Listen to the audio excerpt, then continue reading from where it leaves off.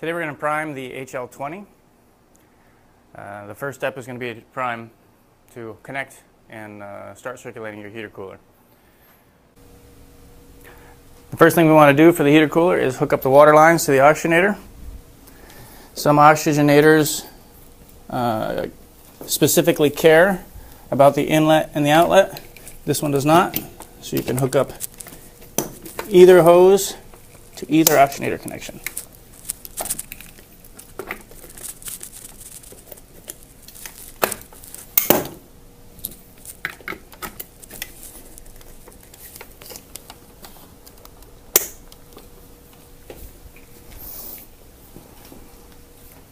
Now that it's hooked up, turn on the power here on the side and let it go through its startup system.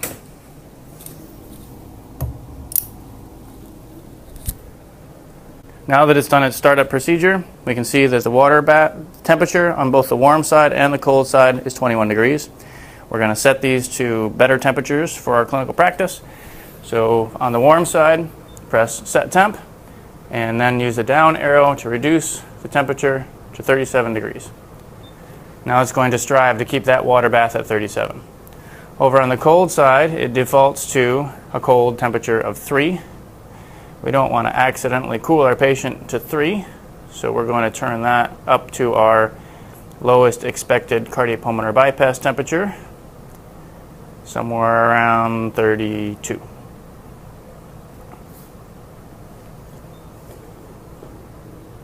Now we want to, right now, be ready to warm our bypass circuit, so I'm going to press heat, activating the warm side, and press pump.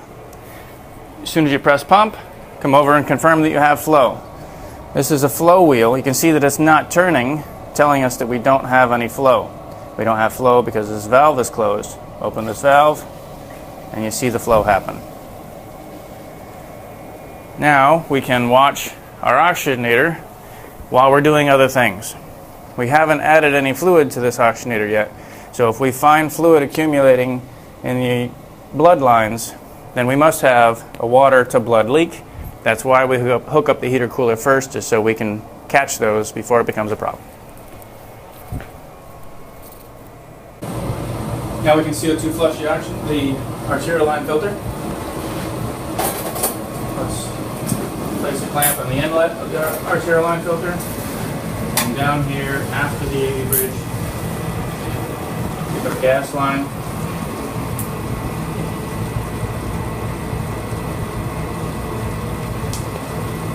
Keep these connections sterile. Open that to our gas tank, and then come over to the tank. Open the tank, see the pressure, and confirm that you have approximately 1 liter flow. The gas is going in, out the oxygenator, up the bridge, down towards the oxygenator. We're going to let that run for about 2 minutes. While that's happening, take a clamp, back the outlet of the venous reservoir, and spike your priming bags. We'll let 1.5 of those run in right now.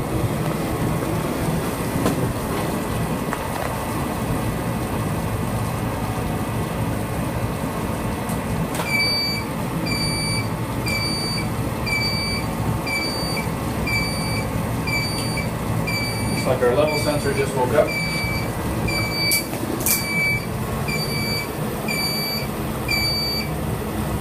We'll silence that for now. During the priming process, it's not uncommon to have your level sensor and bubble detector on override until such a time that they can really be helpful to you. If 2 minutes has passed on your CO2 flushing, then we can move the clamps. Right now there may be some atmosphere sitting right here. So we will remove this clamp up to the outlet and move this clamp over to there. Now the CO2 is coming into the tank, into the arterial line filter, out the inlet, down the bridge, and off to the other area of the circuit. Let that run for about another minute. Most important thing is you flush a lot more CO2 than this has volume. If our time has passed, then we can go ahead and turn the tank off. As that flow comes to zero, we may vent this cap, vent the gas to the atmosphere so we don't blow our gas system up. Isolate the filter, inlet and outlet, trapping the CO2. And then we'll connect our manifold. Take the stereo cap off of our manifold line, put in our CO2 line to keep that clean for the next case. Put that on.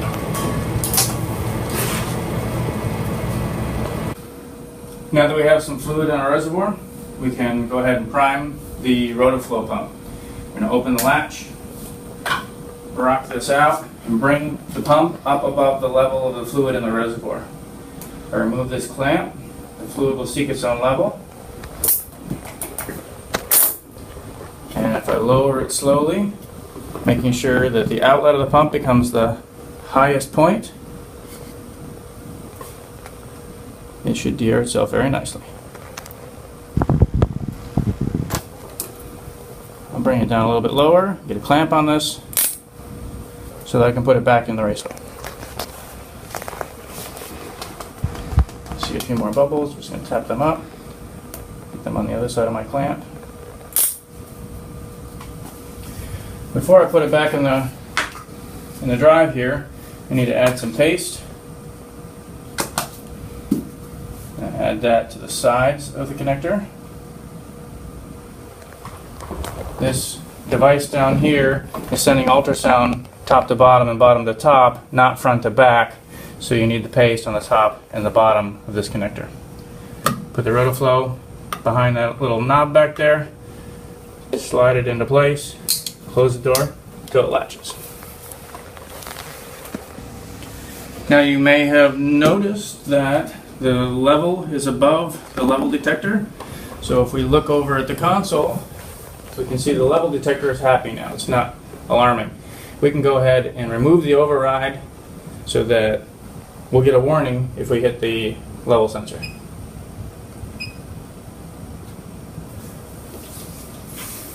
Now to start pumping, we should confirm that our bridges are open. This is the AV bridge. It's unclamped. This is the recirculation line off the side of the oxygenator here. That is also unclamped. Our manifold is open. We can bring the rotoflow pump up to 1,000 RPMs.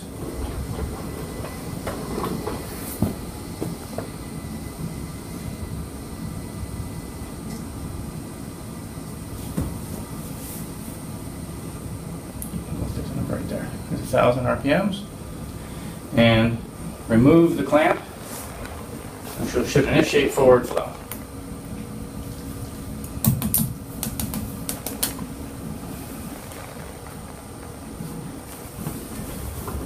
Now come back to your pump and turn this up to 3 or 4 liters a minute.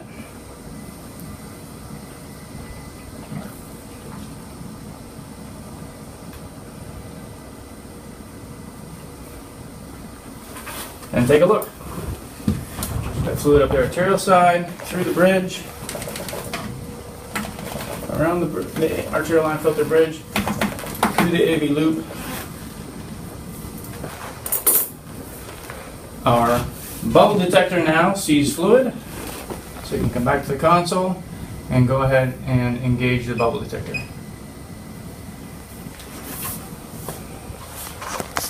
There's some slug of air here. You can change the position so the buoyancy puts that back in the stream.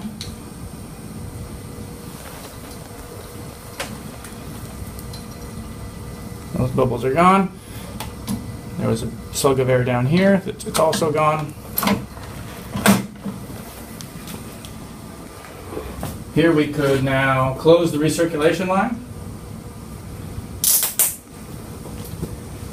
Close the AV bridge.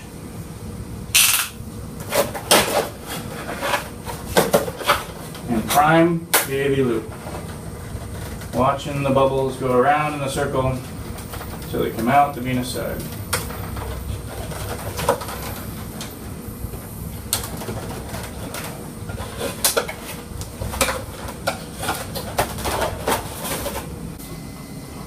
Before we continue our priming, and start manipulating the arterial line, let's go ahead and finish our servo regulation. So we're going to turn on the pressure regulation of the arterial line pressure. The way the McKay system works here is there are a number, as you look across the screen, there are a number of little boxes that have a dog ear in the corner. All of those boxes require a second button, and this is the master dog ear button that has to be pressed first before you can then get the function out of any of the other dog-eared buttons. So here's the column for pressure 1 and 2. We're using pressure 1 as the arterial line pressure. We're using pressure 2 as the cardioplegia pressure. The system by default calculates the difference between 1 and 2, but since this is not pre-membrane and post-membrane, it's a meaningless calculation. So today I'm going to cover that up just so that you understand that doesn't mean anything to us.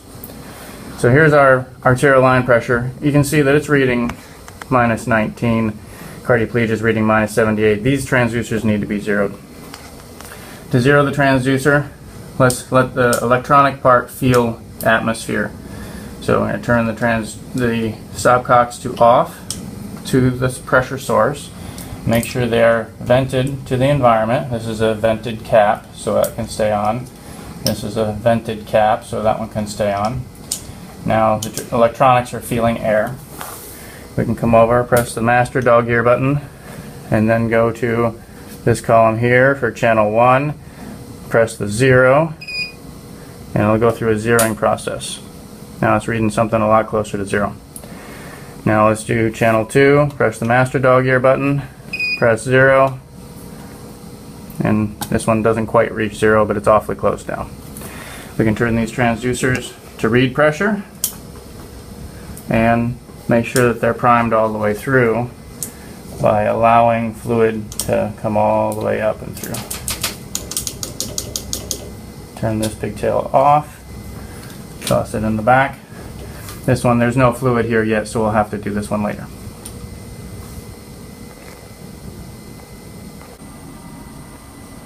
Now we can go ahead and prime the arterial line filter. We want to retrograde. This has carbon dioxide trapped in it, so we CO2 flush this. Now we want to retrograde prime it. We want to push the air from the bottom to the top, let buoyancy carry it right out the top. Our manifold is open, and if we remove the outlet clamp, then the pressure in the system will fill the arterial line filter. Now you might notice that's not happening very quickly. And some perfusionists like it to happen very, very slowly. If we want this to fill more quickly, then we can either increase our flow to increase our line pressure, or we can add some back pressure to the system by putting a partial clamp on the venous line. So here's some resistance on the arterial line. It raised our line pressure a little bit. Now we're turning up the flow. Adding that resistance also dropped the flow because of our centrifugal pump's afterload dependence. Now we're back to 4 liters a minute, and we have a line pressure of between 80 and 90, 80 and 100.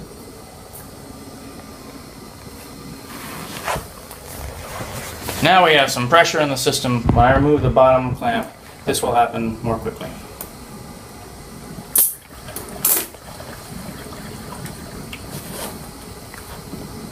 I have a slug of air right here. Tip this up. It'll roll in. Tip it back. It will flow out. Just a little gentle shake if you want. I don't see any more air coming in that direction. Buoyancy of the bubble is up. Flow is also directed up right now. There's another side to that filter. That's the inside that we can't see right now. And if you want the bubbles to come off of that side, then we need them to flow in that direction. So let's take this whole thing and flip it upside down. We don't want the buoyancy to be countercurrent to the blood flow or the fluid flow, so we're also going to move this clamp to the bridge. That way the flow is going in this direction, and once we turn it around, the bubbles will be going in the same direction. So are you ready? Move my clamp. Turn this upside down. Probably see some more bubbles.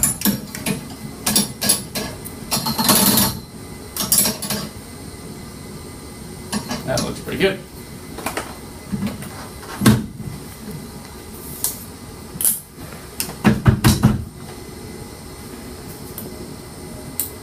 We'll come back and check that again periodically throughout our priming procedure. And when we're done, we will place this clamp in a very obvious position so as to not confuse it with our other arterial clamps when we're sitting on this side of the heart line machine. Now we're almost done with the arterial line, the AV loop. We could go on bypass if we needed to. Let's confirm that there's no hidden bubbles in the system. So let's trace our circuit. Let's look down the venous line, see that there's no air in your rotoflow, trace it around to the inlet of the oxygenator, make sure your connector's tight. There's a lure connection right here. Let's make sure there's no bubble trapped in that. Just loosen this a tiny bit until you see a drop of fluid come out and tighten it back up again. Don't take it off, you'll have a big mess. This lure connection here is a special lure connector, special to the Quadrox. It has a gas filter on it. Bubbles are allowed to come through. This should be off for your priming process, and then different institutions will choose to put it back on or leave it off for the case. I'm going to leave it off right now. We may put it back on later. There's another lure connector on this side. Let's burp that one, loosen it, look for some fluid, tighten it. Many perfusionists on these high pressure ports will tighten it with a quarter crank of their tubing clamps. You certainly don't want that to pop off during the case. There's another one on this cardioplegia line. Burp that.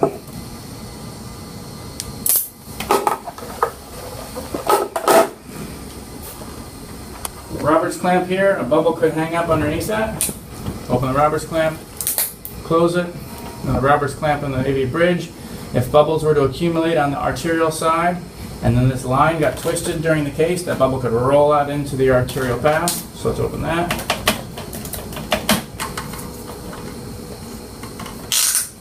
And close that. Now let's make sure that our flow is being read accurately. I'll turn the RPMs to 0. And if the liters per minute is not reading 0 when I place a clamp after the filter, then we would zero the pump by pressing and holding the 0 button. You have to hear all those sounds. It beeps 3 times quickly, and then 1 long beep. Now you see it's reading 0. Take our clamp back off, come back up to flow. Our AV loop is completely primed, and we can move on to the cardioplegia system. With the AV loop primed, we can go ahead and set up our cardioplegia system. Let's open up the door here and look at how we're going to set the occlusion. Right now there's an arterial line pressure of about 75 pushing on this tubing, but there's no fluid going through it, so we are over occluded. And we're going to back it down to just occluded. You can press this little wheel down and to the side, and then slowly return this knob until you see fluid come up this blood line.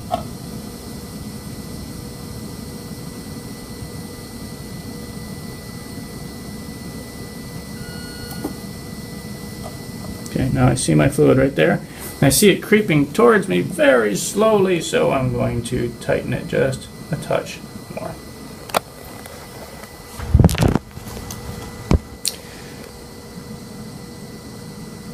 There's 2 pieces of tubing in there. The other piece of tubing goes to the cardioplegia bag. Let's prime with some lactated ringers or Normasol or whatever your prime solution is. I'm not going to prime with our cardioplegia solution.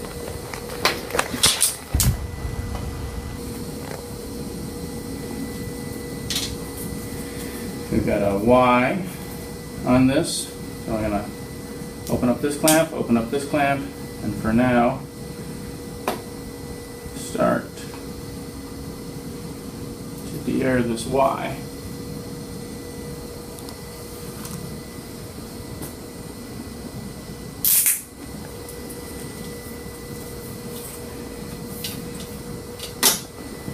I have a fluid source to the blood line.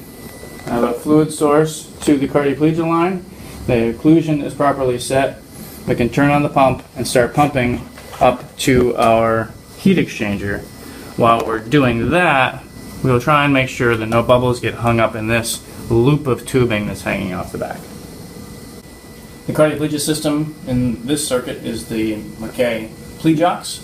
It has a bunch of unique features. Let's go over them right now. There are 3 stopcocks in the system as we have set it up. The white stopcock on the side goes with the set of instructions that are also on the side.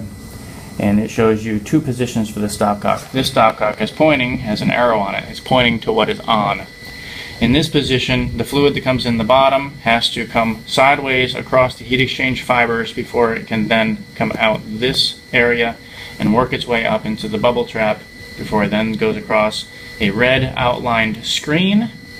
You can monitor the temperature here and go off to the table and the patient through this line. So when the white stopcock is pointing down, it's in the perfusion position.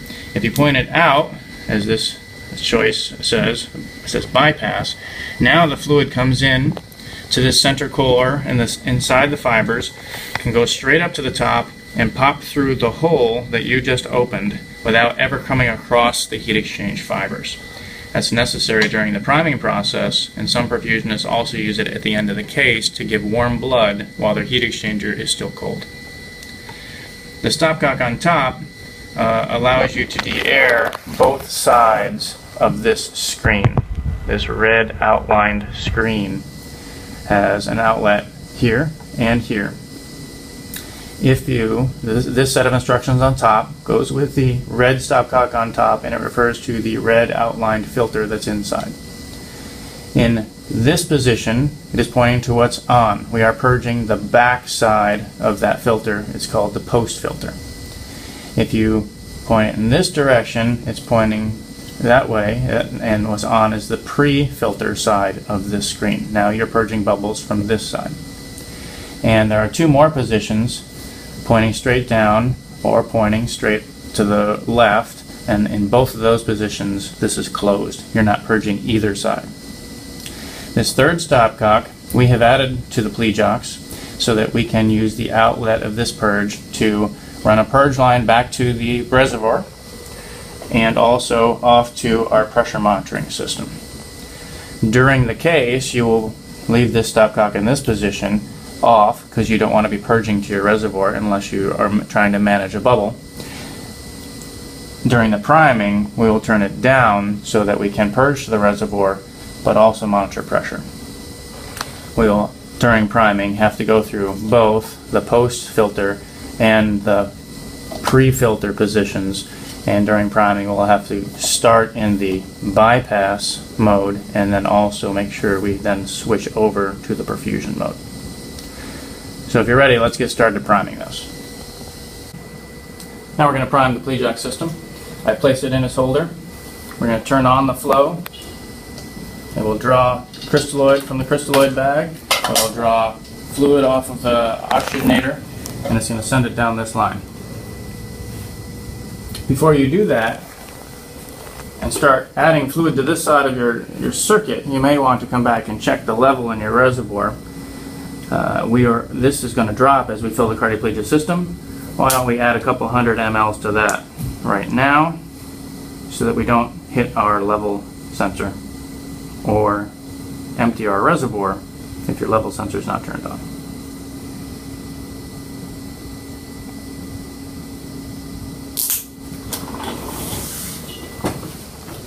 Okay, I'm going to turn on the pump slowly.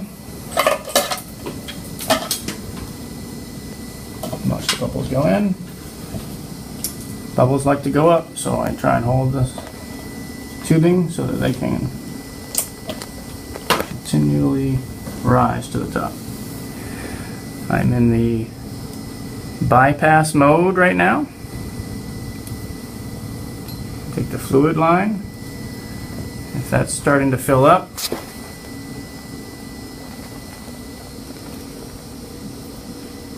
loosen the cap, I'm tightening the cap, putting a clamp on this line.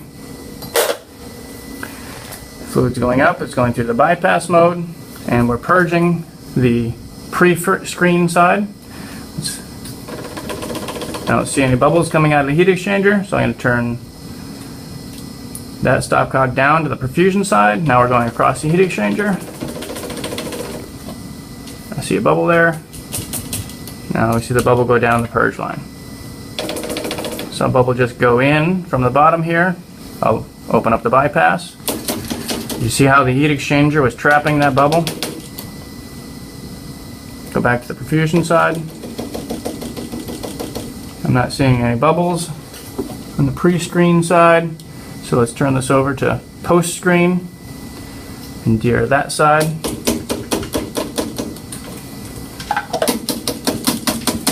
See a little bubble accumulating at the top here. I can increase the flow. We're at 0.3. Let's turn this up to about.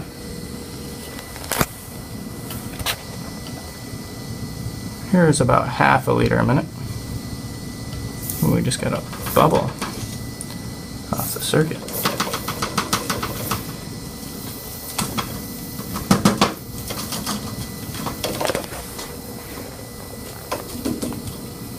There's a bubble, it's on the pre-screen side. To get rid of it, I need to turn this stopcock over.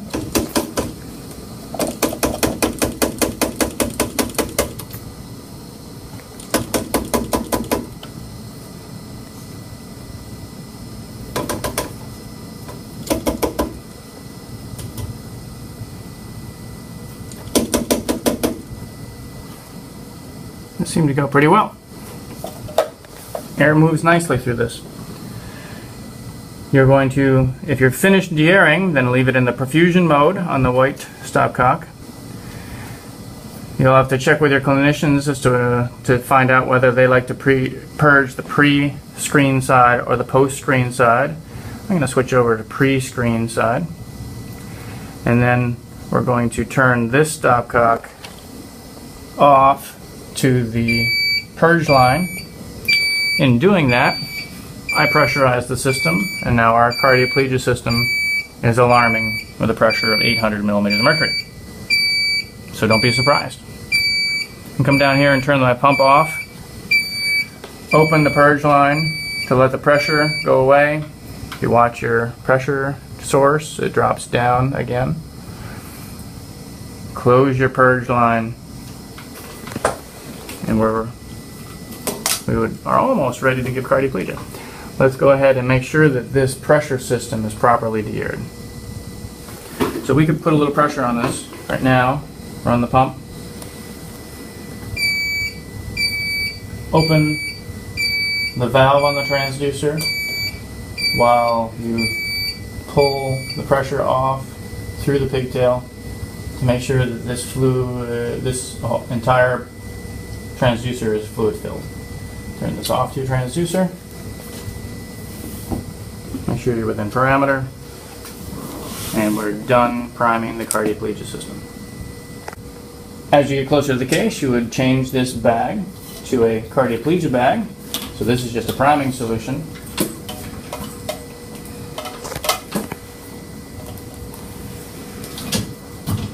And you could put on your clinically relevant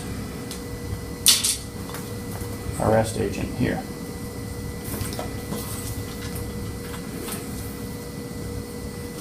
You also may want to hook up a temperature monitor. That goes right there, and you would read the temperature over here in position 3 or 4, which are currently open slots.